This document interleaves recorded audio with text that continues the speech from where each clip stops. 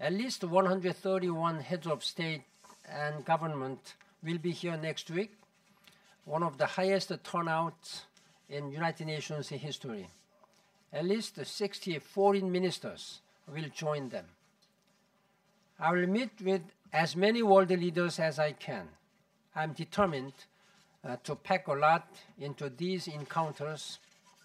We have much to discuss. In my speech to the General Assembly, I will call on world leaders to uphold their political and moral responsibilities to serve, to listen, to invest, to respond to the rising and justifiable demands of people across the world for lives of freedom and prosperity. We are moving ahead at full steam towards the crucial year of 2015, the deadline for achieving the Millennium Development Goals. We will showcase MDG successes throughout the week and at a special partnership event on Monday. The global discussion on the post-2015 development agenda is also well underway.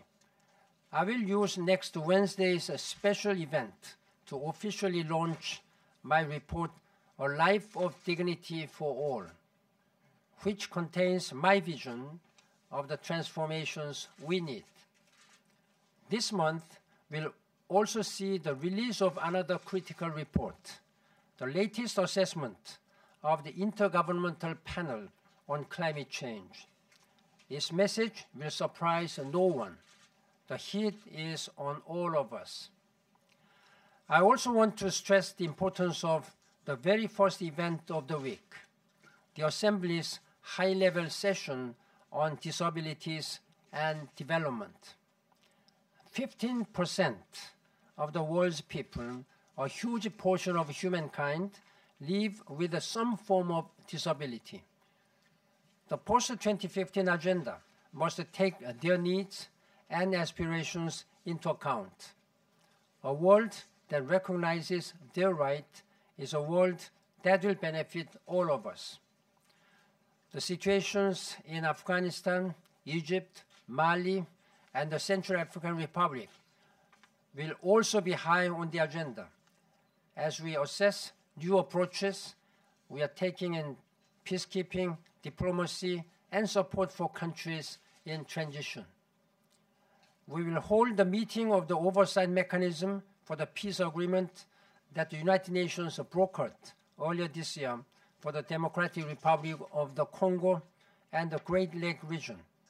And the Middle East Quartet will meet for the first time in more than a year to support the resumed Israeli-Palestinian negotiations. The next week or two will bring many opportunities for common progress. But success will depend on ever deeper levels of cooperation and contributions from our partners. In that spirit, I look forward to joining Stevie Wonder and thousands of other good friends of the United Nations at the Global Citizen Festival in Central Park. I hope you will all join that event. We will raise our voices for action against the poverty, the #1 struggle of our time.